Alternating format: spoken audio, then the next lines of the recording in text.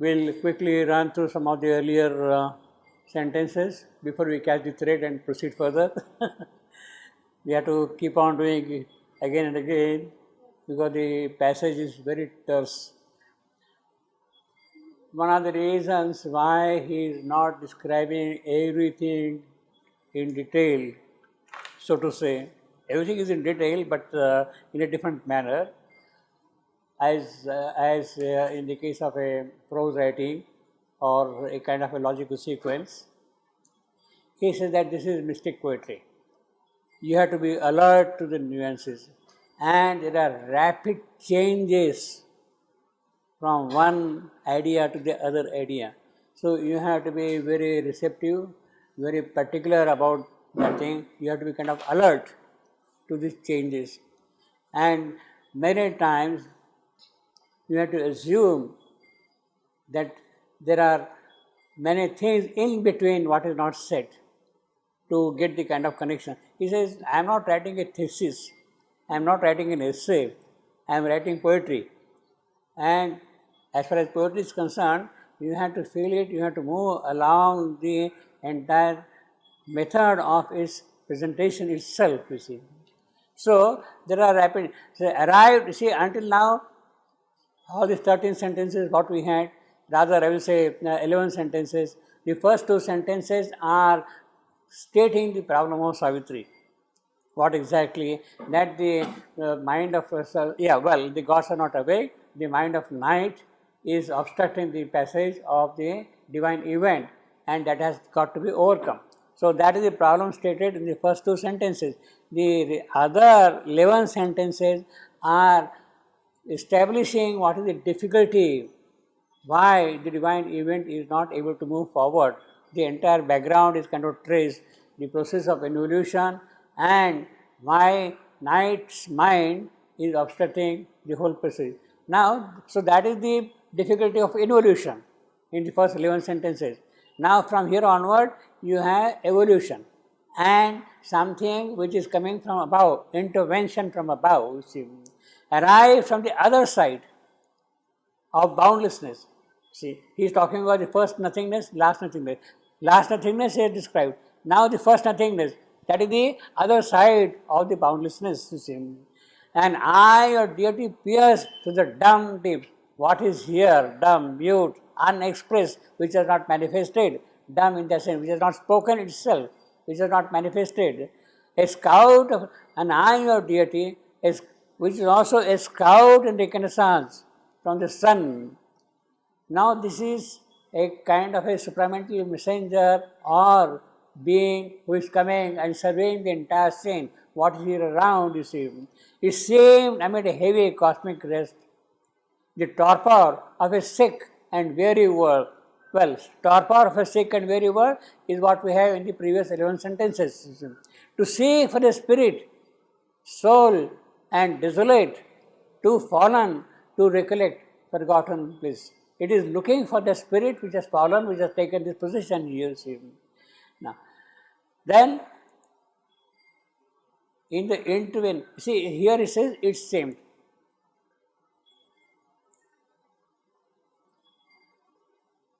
Actually, as we shall see again, there are in these first few sentences, there are it seemed, as if, 4 times, 5 times it appears. Sri Aurobindo says that this phraseology does not mean that it is vague. It gives you a kind of a poetic flexibility to express things. It is not because of the vagueness. It seems does not mean that he is not sure of it. It does not mean that he is not sure of it. It is there. But by putting that thing in that English language, it gives you a sort of flexibility to express the idea in his own manner. Intervening in a mindless universe. Now, so until now it is all mindless. Means you can even say that there was matter, of course, there was inconscience, there was matter. Inconscience was teased to awake ignorance. Life has come into existence, a kind of a sentience has come, but still there is not awareness. It is mindless. Or you can say in the more occult language, the Manomaya Purusha, the mental being, has not arrived yet in the entire development. Its message crept through the reluctant hush. Again, reluctant hush. The inability of the blind force to move forward. She says, no, let me go away, this is not going to help, and that kind of a thing. So it was reluctant. Calling the adventure of consciousness and crime, consciousness and joy. So who is intervening? That I of deity, the Divya Chakshu, the God's heavenly eye. It is that which is. And what is it doing? It is calling the adventure of consciousness and joy. It means that it is the sign of the arrival of the avatar. So basically what we are having here now is first the arrival of the new avatar. After the arrival of the new avatar will come Savitri. It is this avatar who will come first, and then will come Savitri. That we shall say as we proceed further. So this is basically, and conquering nature's disillusioned breast, compelled renewed consent to see and feel. Who can compel nature? Savitri is not going to compel nature. It is the avatar who is going to compel nature. He is going to be the Lord of nature, of life. He is the Lord of life, Ashwapati. He is going to compel nature. Come on, you cannot give up. You have to mend your ways. You have to change your things. You have to be ready for new development. So compel, that compulsion comes only because of the insistence of the avatar, his presence there. Consent to see and feel. She must feel. The transformation, the insistence, the will to change, that is the divine will. That is the will of the avatar, you see.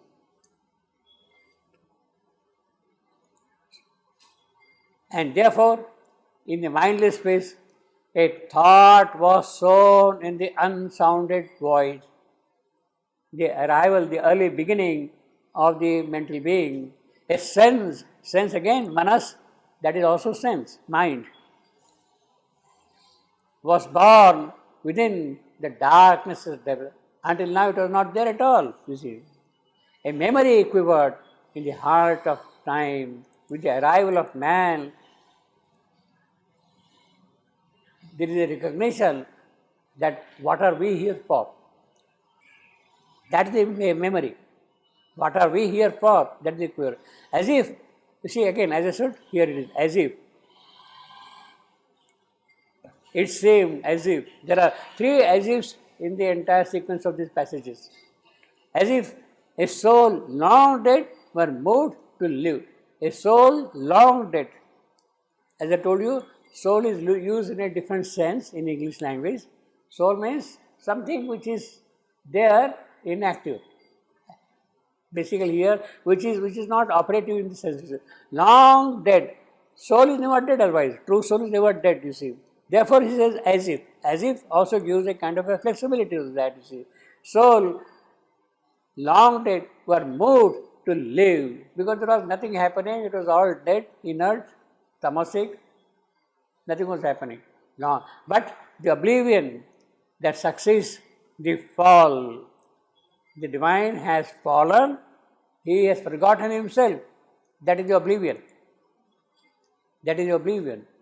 Had blotted the crowded tablets of the past, but the oblivion that succeeds the fall had blotted the crowded tablets of the past, and all that was destroyed must be rebuilt. All that was done earlier in the previous cycles, that has to be labored out again, and old experience labored out once more. Who is going to labor out that experience? Who is going to labor out that experience? Certainly not Savitri. It is a divine avatar. He has to come down here and labor out that experience once more. So this is the description of the avatar's presence of coming and renewing the past, preparing the past for the future. But the oblivion, the successive fall, had blotted the crowded tablets of the palm, and all that was destroyed must be rebuilt.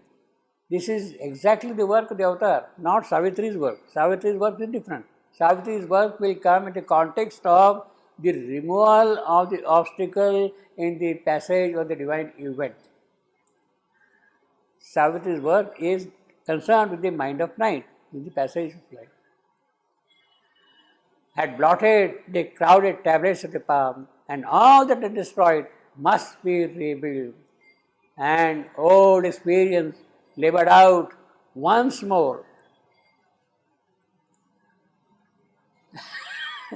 It has been happening, it had happened earlier in the cycles, and it has become. Who is going to labor out that work, that experience? Again, it is the avatar's work. Who else can do that thing? Avatar. You see. So he has to take the entire burden of the past, work out the whole thing, and take them forward, carry things forward, you see. Once more, and old experience, you see, he has already experienced that thing, it has gone through the whole cycle, but then things were not able to move, it had to be restarted. But again, the avatar kind of speedily gathers up all those experiences, capitalizes on them, and takes them forward. You see. And old experience labored out once more. And then, of course, the famous line, all can be done if the God touch is there. See. Now, although it is God Himself who has come here, yet because He has come here, because He has assumed His conditions, He also seeks the help of God. He has taken the birth in these conditions here, he has assumed, identified himself totally with the situation here, and therefore there has to be a kind of grace, constant intervention from above. You see, all can be done if the God is. Now we use this line, as I said, very casually, but it only means that if this reluctance of nature, the difficulty of the somnambulist force, the sleepwalker, she is the sleepwalker, and the inconscient being who is lying there, that can be awakened only if the God touch is there. Means, in other words, he has come here, yet he has to bring down that force of God, that light of God into operation here and wake him up, make the inconscient being live to what he should do, and the somnambulist force move on the path of light. It is he who has to do. That can happen only if that comes down. He has to bring it down. In other words, all can be done if the God touch is there. It is this God touch which will be worked out by him, and it is that which will be given the full effect by the arrival of the divine Shakti herself, Savitri. God touch will be Savitri's coming here. It is she who will do all that, whatever is going to be done. Actually, when does the God touch work? There are conditions to be fulfilled in the case of we individuals. Here it is different, but in the case of we individuals, there is a condition for the God touch to work. It does not work by itself. That God touch is, it demands certain conditions for it to work. That if the God touch, that if means that it demands certain kind of a preparation for it to operate, for it to work. There has to be the unfailing aspiration that comes from below. For the God touch to work, unfailing aspiration that comes from below. And there has to be the supreme grace that answers from above. only when these two are coming together, the aspiration from below and the response from above, then only the God touch can become effective. So there is a very big, if there, I mean there is a very big condition there. God touch does not mean that all right, this is dark, you come and press a button and it is light. It doesn't happen that way. There has to be a constant aspiration from below, and there has to be the answering response, grace from above. Then only the God touch can become operative here, you see. All can be done. That is the necessary condition. But the supreme grace will act only in the conditions of the light and the truth. See, that is the big if. The answering response will come in the conditions of the light and the truth, not in the darkness, not in the falsehood, because then it will defeat its own purpose. It will defeat its own purpose. There has to be the necessary light, there has to be necessary truth here, then only the God touch will work. But the supreme grace will act only in the conditions of the light and the truth. There must be total, sincere surrender. There must be opening for the power to work. If this is granted, if it is possible, then only the God touch will operate. Otherwise, no. Total surrender in the case of the individual we. Here also, you have to prepare the earth to receive the supreme response, and she should be fully open, not in the conditions of light, of falsehood and darkness, you see. Yeah. But here we are speaking about the beginning Yeah. of the manifestation. That is why I said in the case of we individuals. Who is aspiring here? So when we talk, when we say all can be done if the God is there, we talk loosely. We don't understand that for us these are the conditions. Yeah. Yeah, no, I understood what you say. It's for us, the Yes. manifested being. But in this Here paragraph, all can be done. Nobody Nobody is there, that's right. So who is aspiring? Now, but then it means that he has to prepare the necessary conditions required for the God touch to operate. He who is coming, that avatar. He has to prepare the necessary base. Adhar, Bhumi is required for that. It is his work. In other words, this implies the job, the task which is there for him for things to move forward. He has to prepare the conditions for that thing to happen, for the God touch to work. Well, assuming that is done, then we can say a hope stole in that hardly dare to be amid the nice, forlorn, indifferent. Well, this was the whole thing. Resistance, apathy.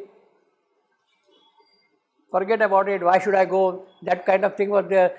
The childlike finger teased, was placed on the mother's cheek. She was said, no, mother, you can't give up and all that thing. So that reluctance was there all the while.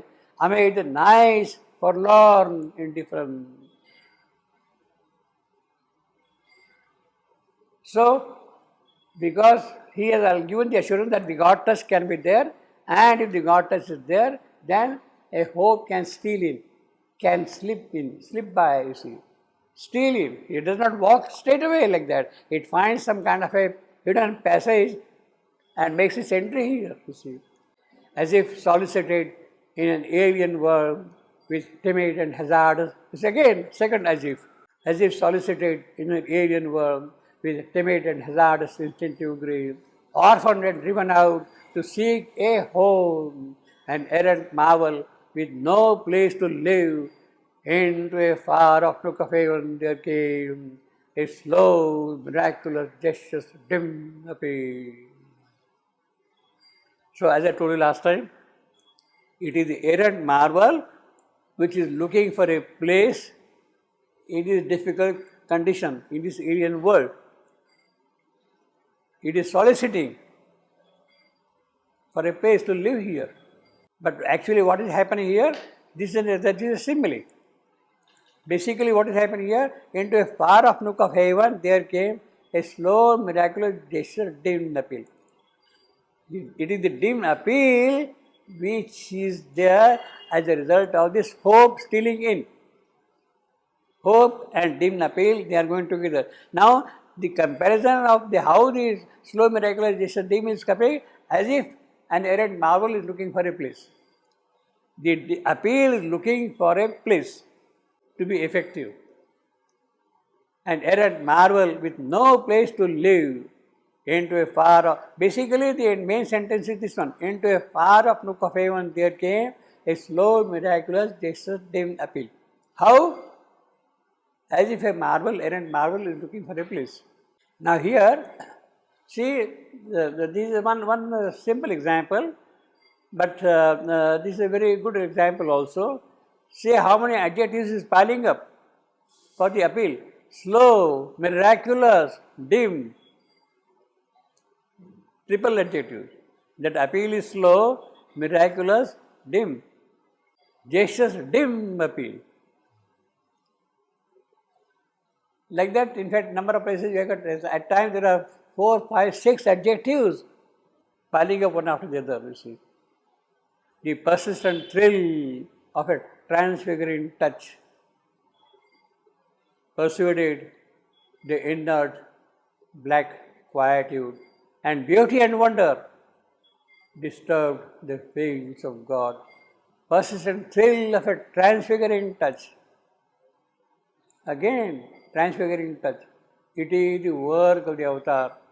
It is he who is really pounding, insisting that this must happen, this must happen, this must happen. He is preparing the entire ground. This is the work. He has not been named, he has not been put prominently, but from the description it is obvious that it is the work being done by the avatar. The persistent thrill of a transfiguring touch. Persuaded. Who can persuade? Only the avatar. The black quietude. You see again here, you have got double adjective. Inert black. Double adjective. And beauty and wonder disturbed the fields of God. Who can bring beauty and wonder if not the avatar himself? It is if not the avatar himself. Beauty and wonder, beauty. There is a beautiful line by Keats in his Hyperion. He says, first in beauty is first in might. First in beauty is first in might. He is the strongest person. One who is really beautiful, he is describing Apollo, the sun god, how he is coming down here. And he says he is beautiful. First in beauty, he is also first in might. Because he is first in beauty, therefore he is first in might, in strength. Therefore here it is beauty which is coming here. It is a kind of a echo of that. Fields of God and beauty and wonder, Adbhuta, Sundara, Adbhuta, they are there because of that. And beauty and wonder disturbed the fields of God. A wandering hand of pale, enchanted light that glowed along a fading moment's brink, fixed with gold panel and opalescent hinge. A gate of dreams, ajar on Misty's world, slightly opened out, ajar, making a small jarring sound when it is opening out. This is that gate. Small jarring sound when it is opening. A gate of dreams, ajar on Misty's world. Now, there are so many things in this one, packed in one sentence. The wandering hand of pale, enchanted light. He is there in the vagueness. Avatar is not yet distinctly seen, and therefore vague and pale, enchanted light that glowed along a fading moment's brink, moving there slowly, fixed with gold panel and opalescent hinge. What did he fix? That hand. A gate of dreams. That hand is fixing a gate of dreams. Enchanted light, spellbound, glowed along a fading moment brink, fixed with gold panel. Now, what kind of gate is this? It is fixed with gold panel and opalescent hinge, opal. It is radiating out opal. Opal is a gem. Its origin is in Sanskrit language, upala. Upala. In fact, it is from upala, it went to Greek, it went to Latin, it came to English. Upala. See. It is a precious stone and it is brilliant in color. In fact, you know opal, you see. I think, let us say what opal is. If I got opal, gem of beauty, charm, wealth, divine grace. These are divine grace, opal. Assures rich and luxurious life. So, if you wear a ring with opals, then it assures you rich and luxurious life. Bestows power of fulfillment. What you want to do, what you want to realize, that is achieved by the opal. Opal has brilliant property of scattering light, producing every kind of color in the visible spectrum, of course in the visible spectrum, when exposed to light. So when light shines out, it can produce, depending upon the angle and orientation, it can produce every kind of color, you see. Shakespeare calls it Queen of Gems. Queen of Gems. It is milky in shape. You know, you have seen milky in shape. In Hindi they call it Dudhiya Patthar. Patthar means stone. Dudhiya means milky. Dudhiya Patthar, opal. Basically, it has divine grace, as we see from here. So therefore, this hinge is made of such a kind of color, opal, see. Panel, gold, that is of course the supramental light, supramental truth, supramental idea, force, that is gold, opalescent, divine grace. So it is on such a hinge the gate is fixed. Fixed with gold panel and opalescent hinge. A gate of dreams. Now he says gate of dreams. Well, in a certain sense, it has to be a dream. It will allow all kind of beautiful ideas you dream to come out, that they get realized perhaps. But also because this is the picture of night, you are kind of asleep, you are dreaming.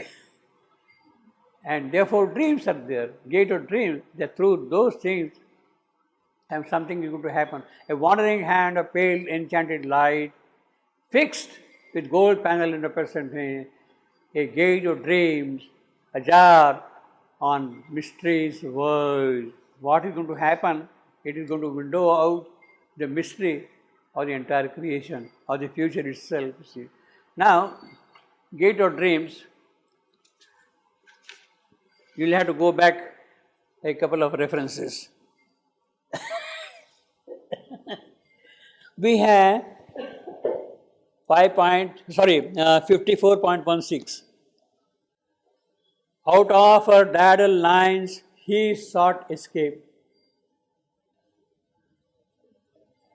But neither gate of horn nor ivory, gate of horn or gate of ivory. He found nor postern or spiritual sight. So he is describing three gates here in this line. What is it? Huh? Which reference? 54.16.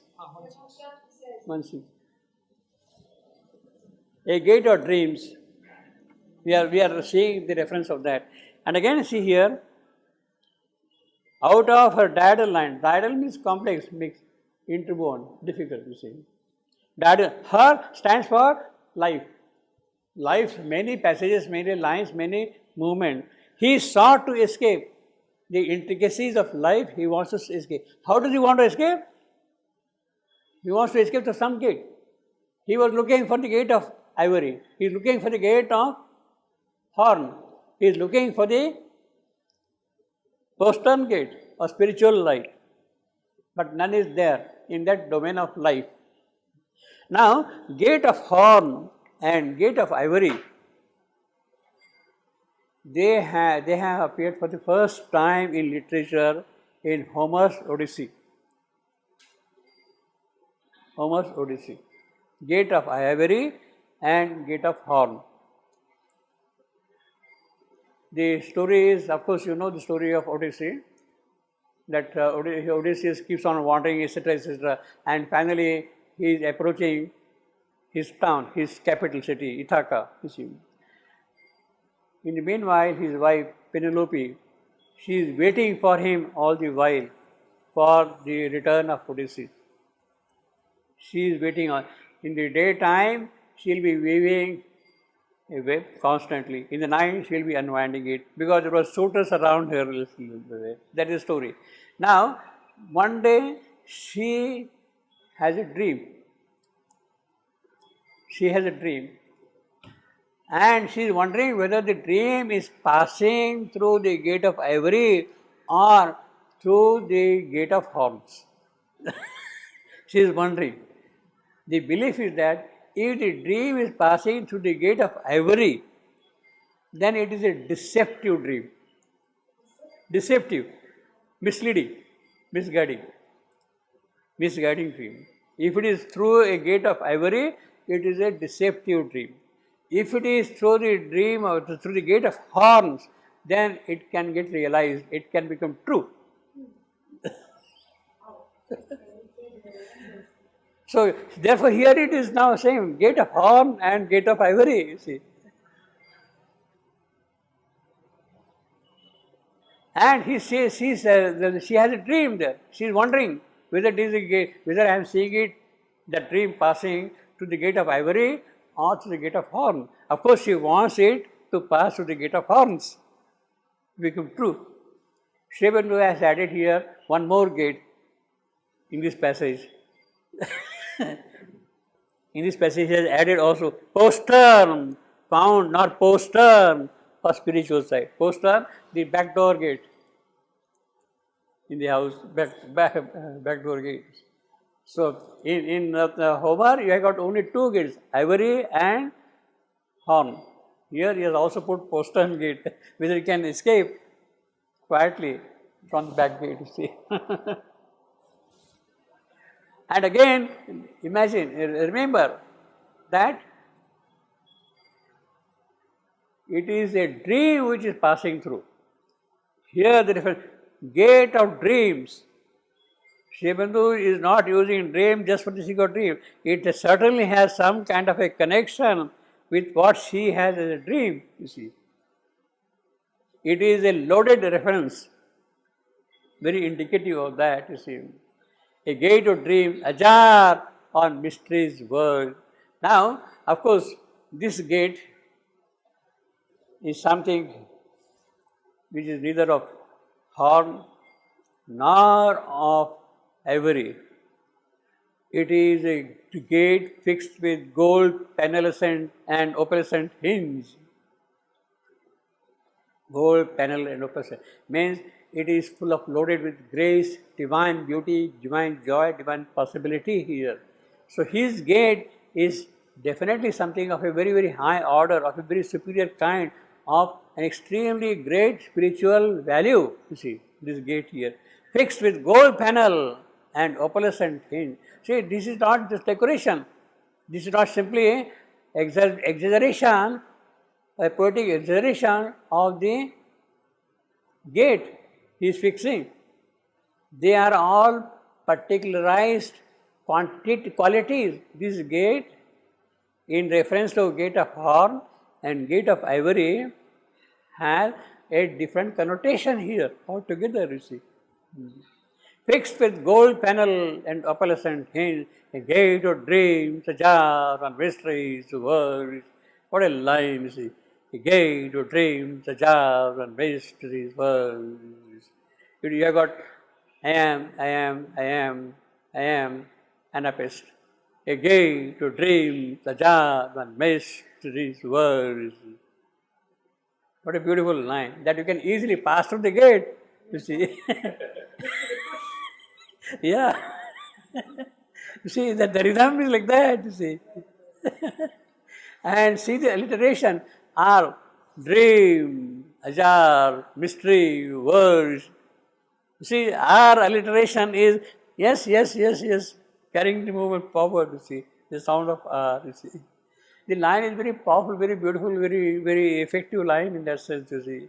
It's not just poetry. A wandering hand of pale enchanted light that glowed along the fading moments bring, fixed with gold panel and opalescent hinge, a gate to dreams, ajar and mysteries words. See how you see. Now, this is one reference to gate of dreams. We have got some other references also. We have got 2010, last line. Death lay beneath him like a gate of sleep. Like a gate of sleep. Gate of sleep. Again, sleep, dream. You see, they are all kind of interrelated. Then you have one more here, 17.8. 17.8. First line. Or passing through a gate of pillar rocks. Pillar rocks. Passing through a gate of pillar rocks. Passing through a gate of pillar rocks. Now, this has a kind of a reference to Hercules pillars in the ocean. Passing through them, you see.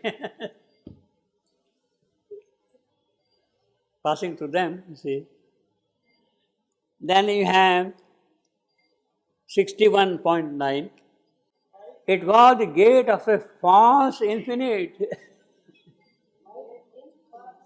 It was the gate of false infinite, you see.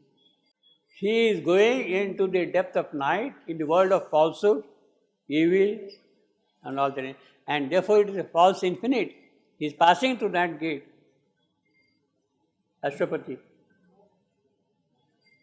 It was the gate of false infinite, an eternity of disastrous absolutes,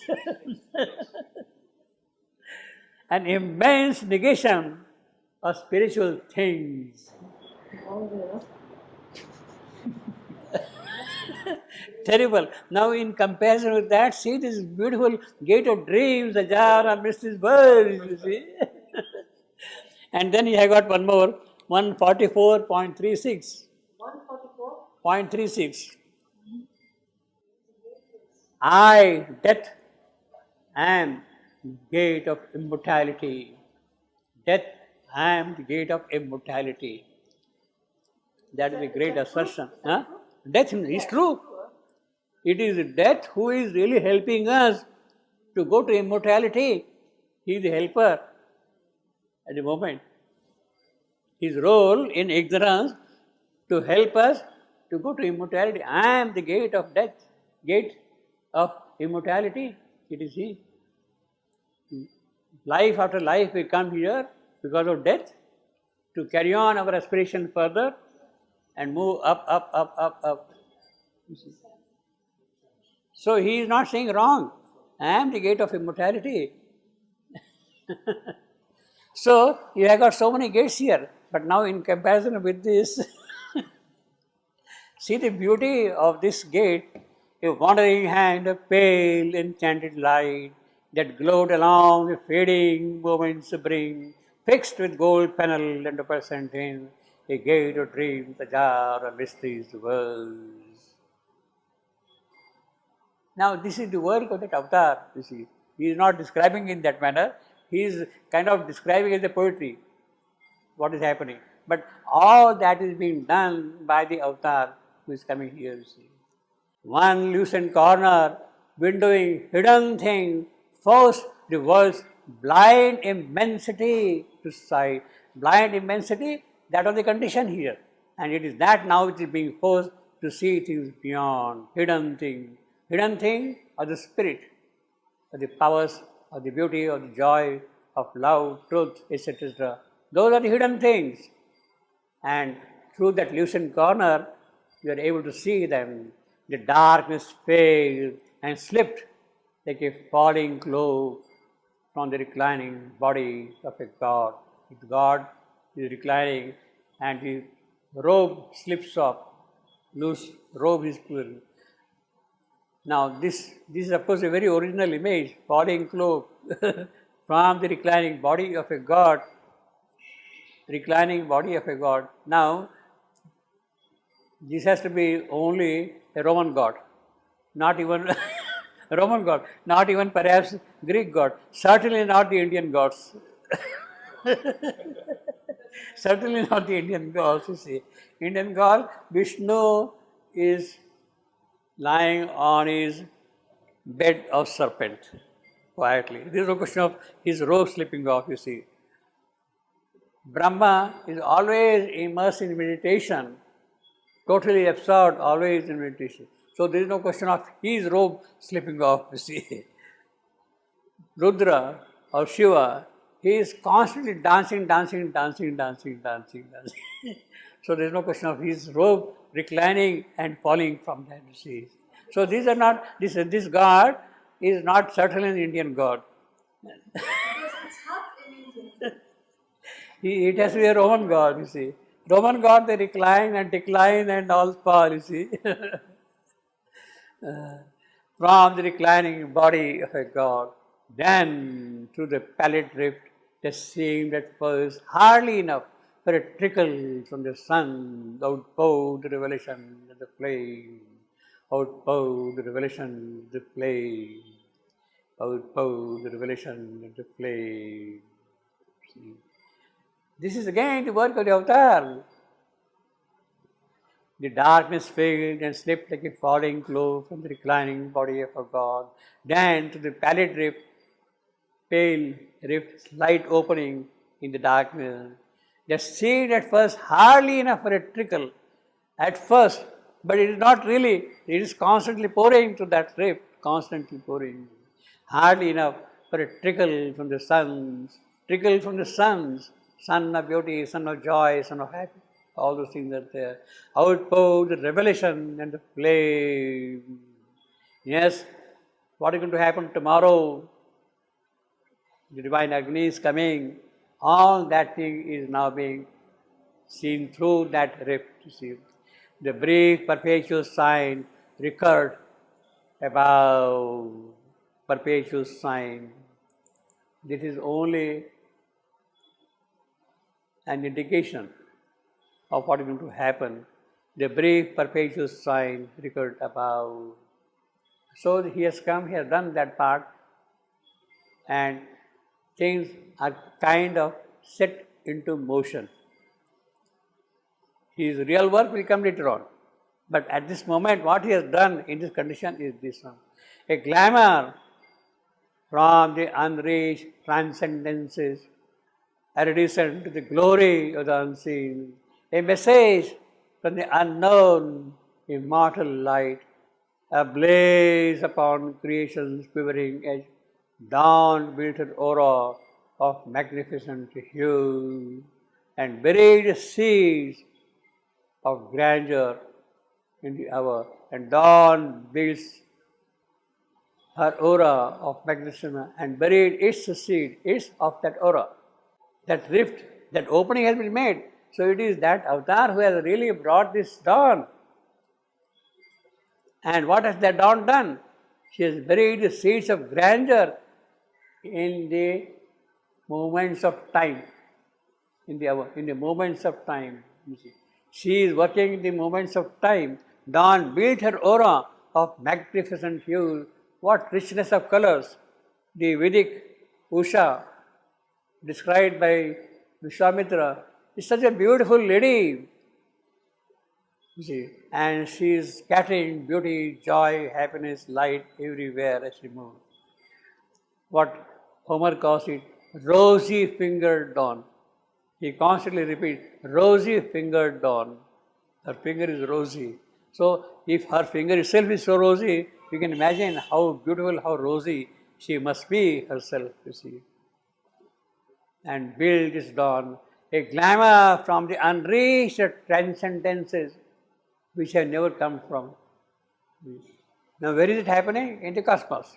And it is sent to the glory of the unseen, a message from the unknown. So, glamour, a message, is ablaze on creation's quivering edge. Glamour and message, they are kind of equivalent here, grammatically. Means dawn is a glamour. Dawn is bringing a message, basically here. Dawn built her aura of magnificent hue and buried the seed. So there is a picture of such beauty and joy and happiness and hope and optimism in the whole thing. An instant visitor, the Godhead shone, the Godhead that dawn. Well, if you want to link it up with the previous sentence, it is that dawn. If you want to link it with the same sentence, on light thin powder a while, the vision, that vision is the Godhead. Stood and bent over a pondering forehead curve. So that is how the dawn is looking down below, you see. Vision is dawn. Huh? Vision is dawn. No, yeah, well, I mean, if you continue this description, that Godhead is dawn. Yeah. On instance, an instance visitor, that is the dawn, comes for a while, goes away again. Vision is dawn. If you continue the previous description, but if you want to link it up, what is there in the same sentence, then that Godhead is the vision. An instance visitor, means you can disconnect now this Godhead from the previous and link it up with vision. On life's thin border, a while the vision stood. So you can see on the life border the vision of dawn standing, of that Godhead standing there, you see. And bent over us, pondering forehead curve, interpreting, pardon me? It's a funny description. Earth's pondering forehead curve. I think we have seen this picture, no? Photo, the image I have seen in Huta's paintings, we have seen that. And bent over us, pondering forehead curve. So Earth is really pondering all the while. Yeah. What is going to happen to me? What is going to be my fate? Can I move forward or not? She is worried, pondering, but there is the hope, there is a possibility. And bent over us, pondering forehead curve, interpreting a recondite beauty and bliss. In colors, hieroglyphs of mystic sense, it wrote the lines of significant myth, telling of a greatness of spiritual dawn, a brilliant code penned the sky for peace. It wrote vision in the previous sentence, interpreting a recondite beauty and bliss, recondite, mysterious, which cannot be described and not mentioned. Interpreting in colors, hieroglyphs. Hieroglyphs, of course, you know, the Greek sign language. Hero, of course, also means holy, pious. Script, so holy, pious script. Of mystic sense, it wrote the lines of a significant myth. What is the significant myth? It is a myth of Savitri. She is going to write the story of Savitri, so to say. Myth of Savitri. That vision is going to write the story of Savitri, who is coming. Savitri is a symbol and a legend. It is a mythical story. It is a significant myth. She is already writing on the sky as a page. Akash Lipi, the script on the sky. In other words, that myth is already being inscribed in the occult world. It will happen later on here on earth, but already now it is being written. The whole story is already is written down there on the sky at the page, because it is such a big story, it is such a significant story that it has to have sky as a page. Small page will not do. The whole page, the whole sky is required for her to write down the story, you see. Whole sky is required, you see, because it is such a significant myth. You see. All the nuances, all the implications, all the turns and twists, everything has to be written down there as a myth, as a story. And therefore you need a sky for the page. A brilliant code. Now, that brilliant code, it is written in the occult language. Only those who have access to the occult language can read that script, can read Savitri, can understand Savitri. We are making some poor effort, trying to grasp something here, trying to catch a hint of it, something here, something there, like that, you see. But what is the mystic story behind that? Really, you don't have. Because if you know that real truth of Savitri's story, it means that you live in that power. You live in that dynamism. You make progress constantly in the story, you see. A brilliant code, pen, the sky for page. So what a vastness line, you see. Almost that day, the epiphany was disclosed, of which were thoughts and hopes a signal flare, a lovely splendor from the invisible goal, almost was flung on the opaque inane. Nothing is there, inane, opaque. You see, it is also opaque. This is again refers back to the first few sentences in the opening passage, you see, inane, was flung, invisible goal. Now, almost that day, the epiphany is a darshan, darshana, God's darshan, avatar, see, epiphany. And of course, epiphany in the Greek, in the biblical language, it is the 6th of January, the day of epiphany, you see, when the Magi had the darshana of baby Christ, the 3 Magi. That is the 6th January, you know.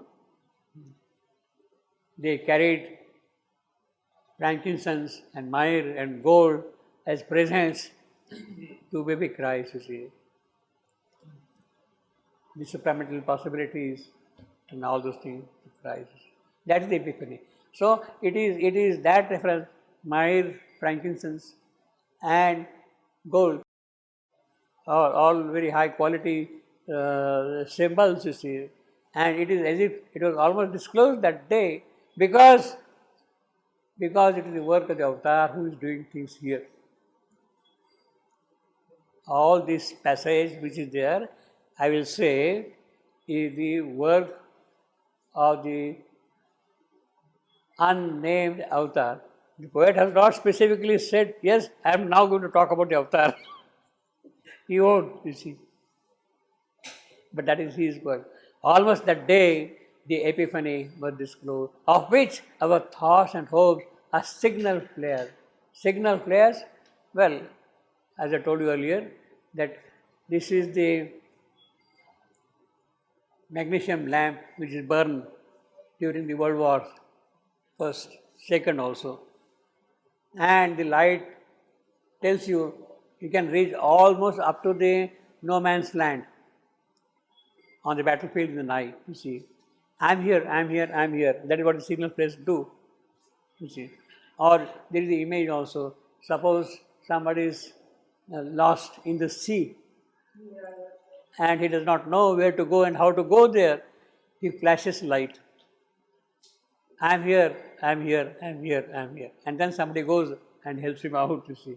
Signal flares, you see, of which our thoughts and hopes. So that is what our, yes, I am there. Now, that epiphany, that greatness, etc., is only thought and epiphany. Our hopes are kind of indicating that, you see. A lonely splendor from the invisible goal. See, that is what I am saying. Where you are, it's not coming. Almost was flung on the opaque in name. Yes, I am there. He's telling the opaque in name. Again, you see, once more. We had earlier also once more, no? Before when We had one. Actually, that once more appears 3 times here. once more like in the creation we started. Yeah. Once more to work. Yeah. It has to be Yeah. worked out again. Yeah. Actually, in this passage, there are 3 once more. The third one, I think. I lost it somewhere. Anyway, we can find it out later on. Or you can find out, you see. Yeah. Once more, a trade perturbed the vacant vase. Infinity center. See, infinity has a center. Interesting. Infinity is a circumference without a center. At the same time, you see. A face of rapturous calm parted the eternal lids that open heaven. Lids, eyelids. Parted the eternal lids that open heaven. A form from far beatitude seemed to near. So this dawn is coming again once more because of this work. It has been happening. She is coming once more, you see. Parted eternal lids. Next time I will give all the 3 once more. Yeah. Now, once more, a trade perturbed the vacant palm. Infinity's center, a face of rapturous calm. This is the beauty of the line. You see, infinity is of course infinite, but it has assumed a form. It has a form with a face of rapturous calm. And therefore, it has become the infinity center.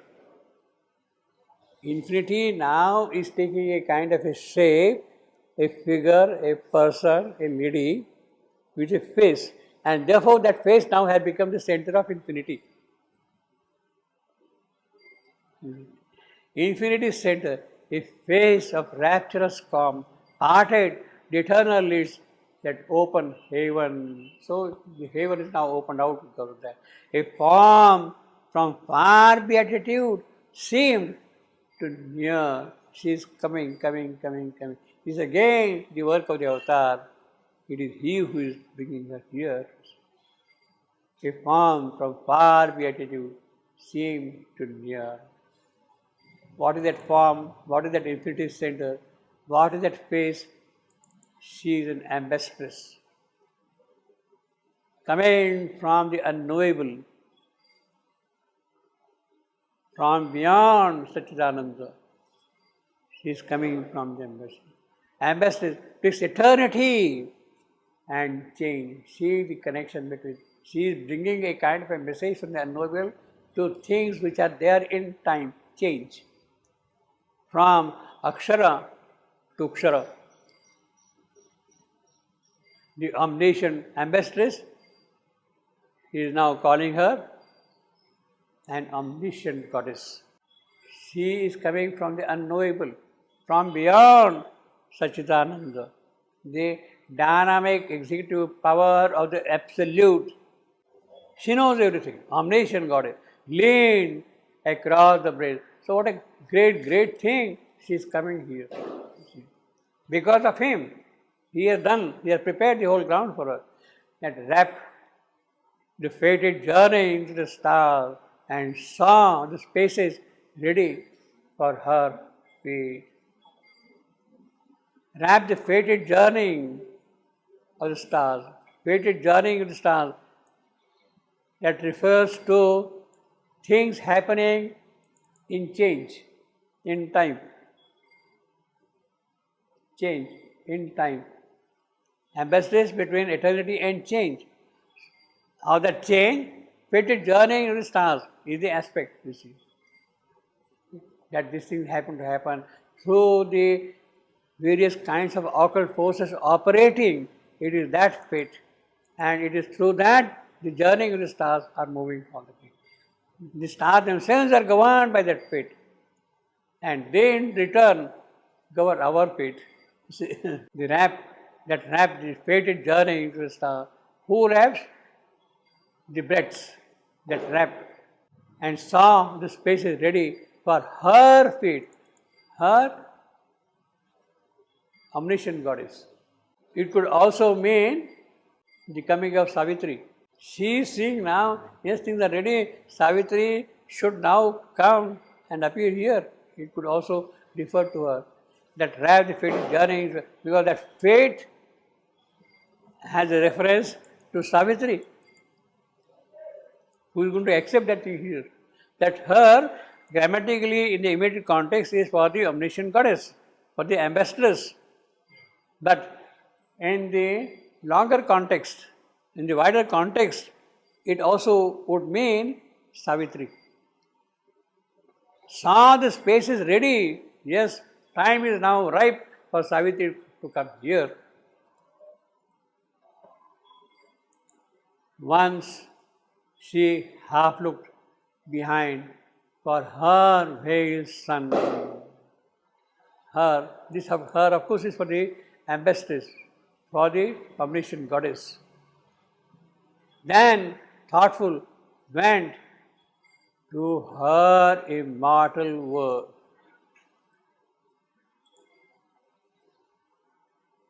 She sees things are ready, but then she also sees that still a lot of work has got to be done. The ground has to be fully prepared for things to happen. Thoughtful, she is contemplating about that. Yes, all right, the moment has arrived, but still a lot of preparation is required. Went to her immortal work. In other words, she has to prepare a lot of things, many things in the occult before things can materialize here on earth. And that is the immortal work she has to do in the occult. Then thoughtful went to her immortal work. Nonetheless, while she is thinking all those things are happening, there is a sudden kind of perception by the earth herself. All those things were happening, and earth is also perceiving something. Earth felt the imperishable passage closed. Imperishable passage closed. In change which are happening here, journeying with the stars and the fate, the imperishable is about to come. The waking ear of nature, earth felt, nature heard her steps. The waking ear of nature heard her steps. Her? Pardon me? Bolo? Imperishable. Grammatically, here it would mean imperishable. Feminine. Earth felt the imperishable. Means it is the imperishable earth. Earth is feeling the imperishable. Who is that imperishable earth? Sorry, Savitri, or the divine goddess, the omniscient goddess. Coming here, close, coming here in the mortal world. Coming in the mortal world. Close means coming in the mortal world, not up there. Waking ear, nature heard her steps. Her ear is, of course, for the imperishable. And wideness turned to her its limitless eye. Wideness has an eye which is limitless.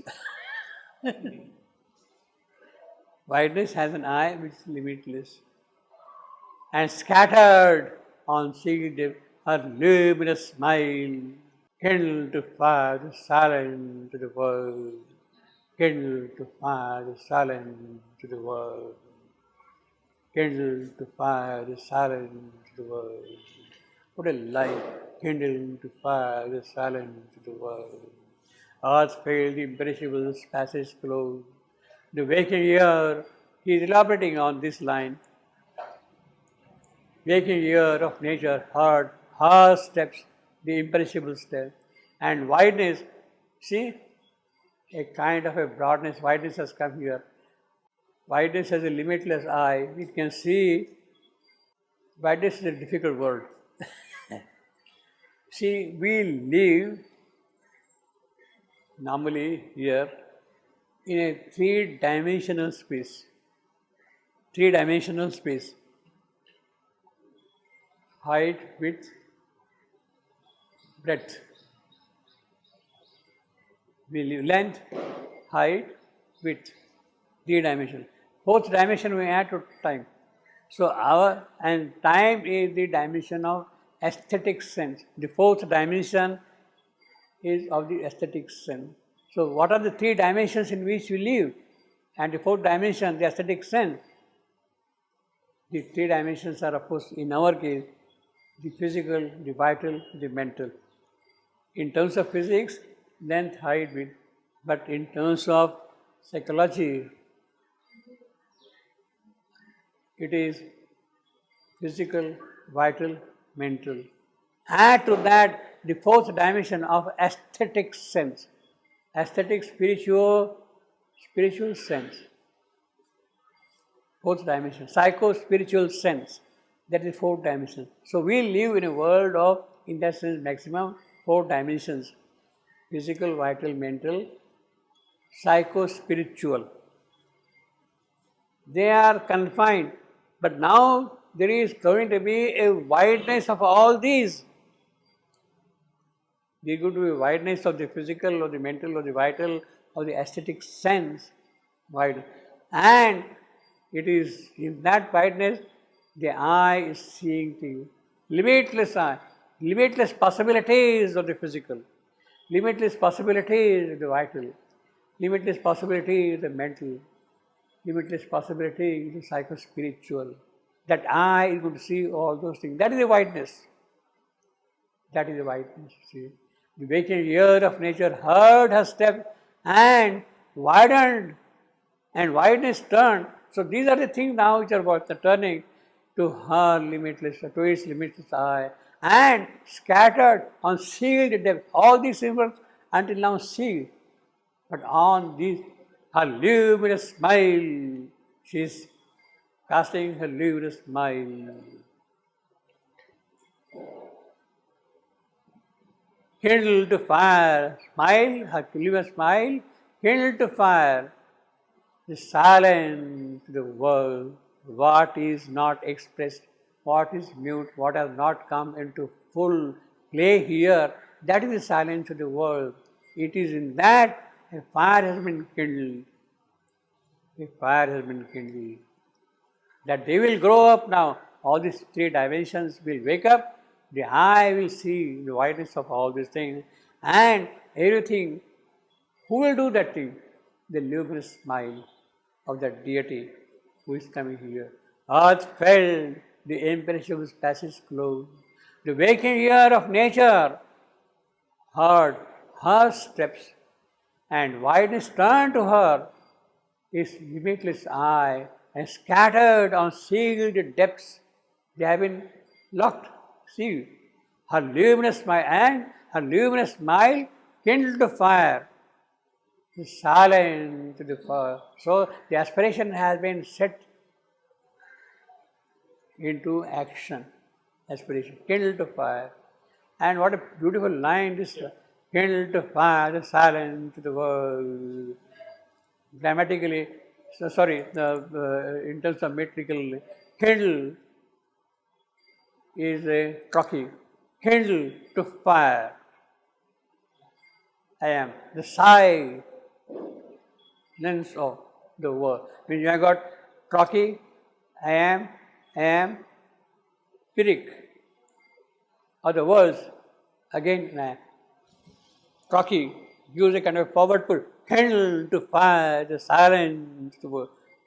The Trochee, the fourth foot, gives a kind of a lunging effect to move forward and carry it forward, you see. Kindle to fire, the silence to the world.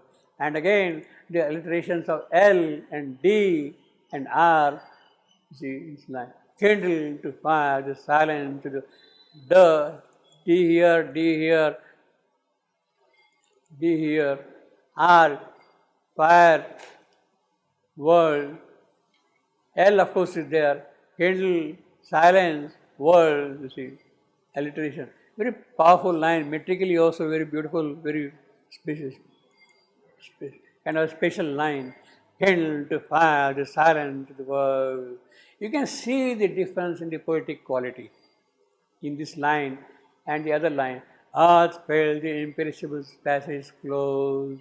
Where is a kind of a narrative, simple, plain narrative. There is poetry in that, but the kind of force which is there, kindle to fire, the silence to the world, is not there in that line, you see. The waking ear of nature, heard, these are narrative lines in a certain way. But the moment you come to this one, kindle to fire, the silence to the world, you are in a different world altogether. The rhythm takes you elsewhere, as if the line is coming from the left side of infinity, standing in front of you for a while, and again disappearing to the right side of infinity. It stands in front of you for a while, kindle to fire, the silence to the world, and again goes to the right side of the infinity. See? All grew a consecration at the right. Kindle to fire, consecration at the right. The yajna is being now performed here. I think we'll stop with that. This will take next time again. See. It's intense. Pardon me? It's intense. Yeah. So much. Too much.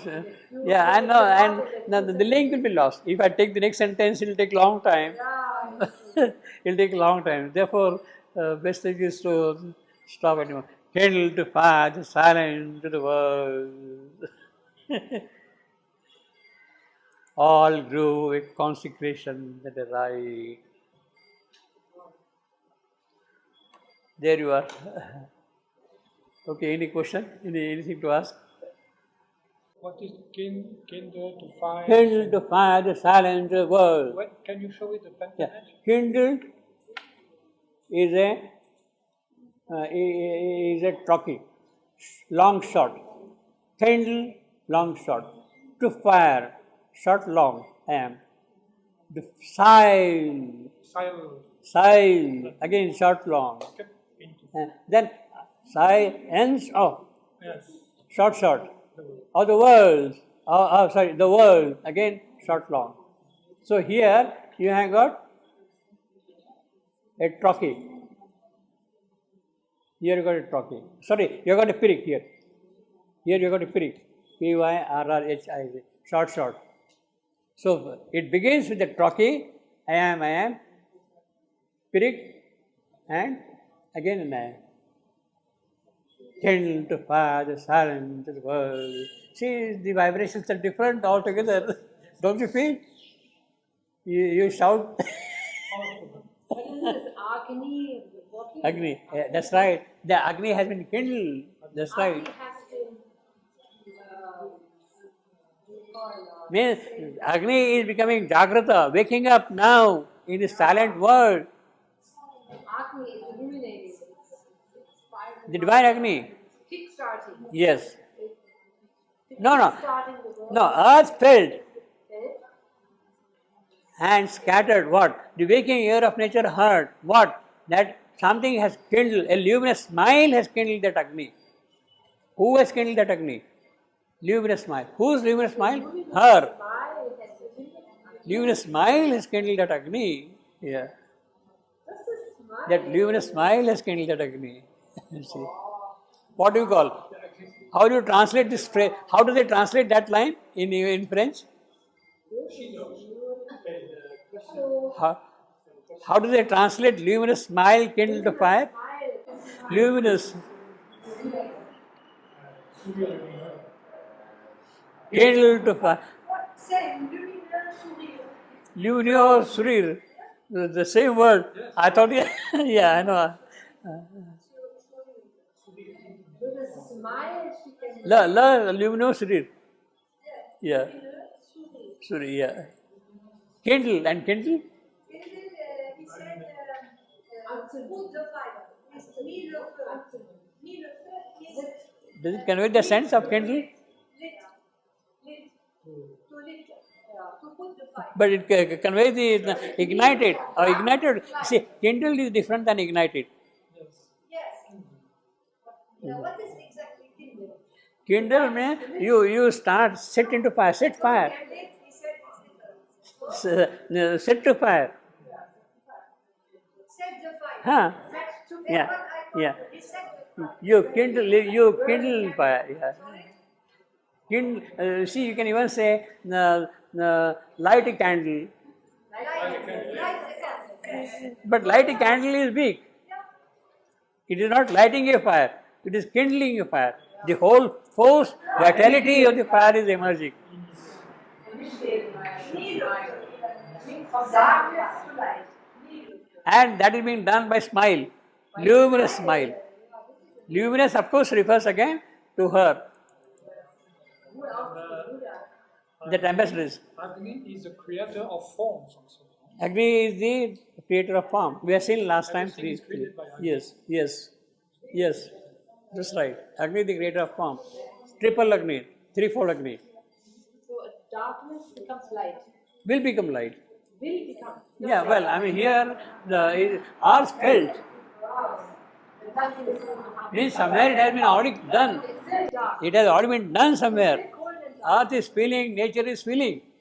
Nature is receiving some kind of an idea that something is happening up there. It is still cold and dark, no? Yes. And that is done by luminous smile. What a beautiful phrase, luminous smile.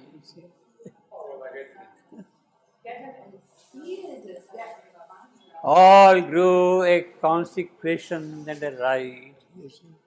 That is the Vedic ceremony he is going to describe. Consecration. Fire kindling. You got the altar, you got on the altar, you have put the firewood, everything is there, and then you light the fire, kindle the fire. And keep on pouring now ghee. That is the consecration and the rite. That we think we see next time. So, through which gate of dreams you want to pass? Luminous. Gate of dreams. You see, what a phrase, gate of dreams. What do you see? How powerful, how rich the whole description, and the kind of casual references to all the old things. You see, so casual. You see, gold panel and opalescent hinge and opalescent. See what beautiful description. You see, powerful.